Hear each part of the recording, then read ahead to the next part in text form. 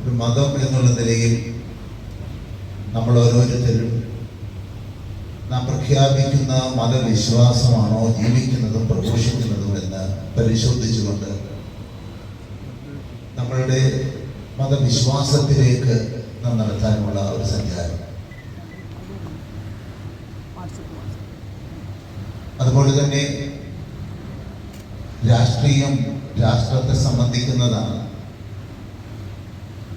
അത് ഈ നാടിൻ്റെ വളർച്ചയ്ക്ക് അനിവാര്യമായുള്ള സംവിധാനമാണ്.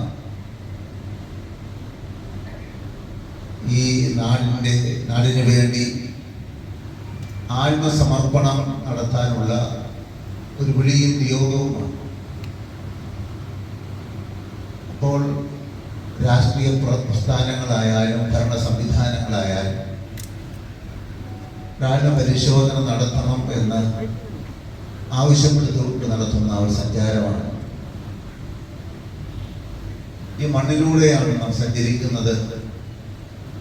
ഈ മണ്ണ് പവിത്രമാണ്. ഇത് നമ്മുടെ എല്ലാം കുടുംബ സ്വത്താണ്.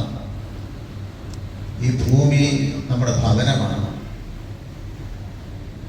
ഈ നമ്മുടെ ഭവനത്തെ നാം വിശുദ്ധമായി സൂക്ഷിക്കണം, മനോഹരമായി സൂക്ഷിക്കണം.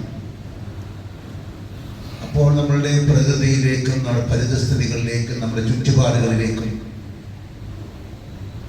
നമ്മുടെ മിഴി തുറക്കാൻ നമ്മെ പ്രേരിപ്പിക്കുന്ന ഒരു സഞ്ചാരമാണ്.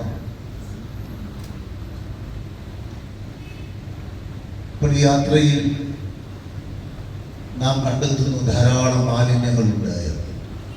എൻ്റെ വ്യക്തി ജീവിതത്തിൽ, എൻ്റെ മതജീവിതത്തിൽ, എൻ്റെ രാഷ്ട്രീയ ജീവിതത്തിൽ, എൻ്റെ കുടുംബ ജീവിതത്തിൽ, എൻ്റെ വിവിധ രംഗങ്ങളിലുള്ള പ്രവർത്തനങ്ങളിൽ നമ്മുടെ ചുറ്റുപാടുകളിൽ മാലിന്യം കുന്നുകൂടുന്നത് പോലെ നമ്മളിലൊക്കെ ഈ മാലിന്യം കുന്നുകൂടാനിടയായി തീരുന്നു എന്നുള്ള ഒരു തിരിച്ചറിവ്. ദൈവത്തെ മുൻനിർത്തിയാണ്, ഈശ്വരനെ മുൻനിർത്തിയാണ് നാം എല്ലാം ജീവിക്കുന്നത്.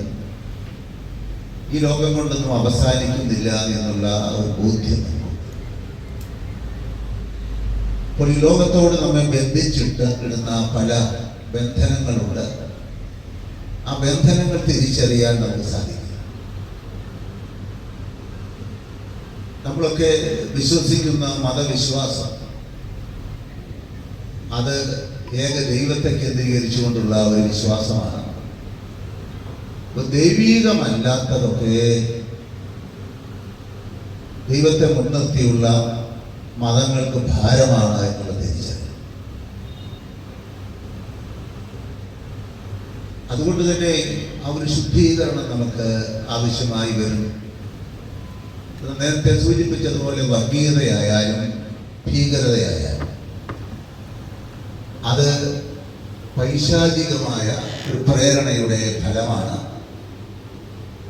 അത് നാം വിശ്വസിക്കുന്ന ഈശ്വരനെ മുൻനിർത്തിയുള്ള നമ്മുടെ പ്രവർത്തനത്തിൻ്റെ ഫലമല്ല എന്നുള്ള ആ ഒരു ബോധ്യപ്പെടൽ.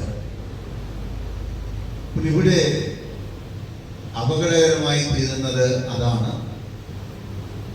ഏറ്റവും മെച്ചപ്പെട്ടത് corruption of the best is worst. ഏറ്റവും നല്ലത് മലിനമാകുമ്പോൾ അത് ഏറ്റവും അപകടകരമായി തീരും. അവിടെയാണ് നമുക്ക് ജാഗ്രത ആവശ്യമായിരിക്കുന്നത്. ഞങ്ങൾ മത നേതാക്കന്മാരെ സംബന്ധിച്ചിടത്തോളം ഞങ്ങളുടെ ഏറ്റവും വലിയ ഉത്തരവാദിത്വം ഓർമ്മിപ്പിക്കുന്ന ഒരവസരമായിട്ടാണ് ഈ അവസരത്തെ ഞാൻ കാണുന്നത്. ഇവിടെ നിന്നും ആരംഭിച്ച, കാസർഗോഡ് നിന്നും ആരംഭിച്ച യാത്ര തിരുവനന്തപുരത്ത് അവസാനിക്കുമ്പോൾ നമ്മുടെയൊക്കെ മനസാക്ഷിയെ തൊട്ടുണർത്തിക്കൊണ്ട് നടത്തുന്ന ഒരു സഞ്ചാരം നമ്മുടെ ഓരോ ജീവിതത്തെയും നമ്മുടെ അകത്തളങ്ങളെയും പരിശോധിക്കുന്നതിന് നമ്മുടെ മനസാക്ഷിയെ സ്പർശിക്കുന്നുകൊണ്ട് നടത്തുന്ന ഒരു യാത്ര. നമ്മുടെ വിശ്വാസത്തെ പരിശോധിക്കാനും നമ്മുടെ പ്രായോഗിക ജീവിതത്തെ വിലയിരുത്താനുമുള്ള ആ ഒരു സന്ദേശം നൽകിക്കൊണ്ട് നടത്തുന്ന യാത്ര. ആ യാത്രയിൽ നാം എല്ലാവരും പങ്കാളികളാകാം. ഒരു നോക്കിയും കൊണ്ടുള്ള യാത്രയാണ്. ഞങ്ങൾ ഒന്നിച്ച് കണ്ടപ്പോൾ ചില ഭക്ഷണം പോലും ഉപേക്ഷിച്ചുകൊണ്ടുള്ള ഒരു യാത്രയാണ്. അപ്പോൾ അതൊരു തപസ് ആചരിച്ചുകൊണ്ട് നടത്തുന്ന ഒരു വിശുദ്ധമായ ഒരു യാത്രയാണ്.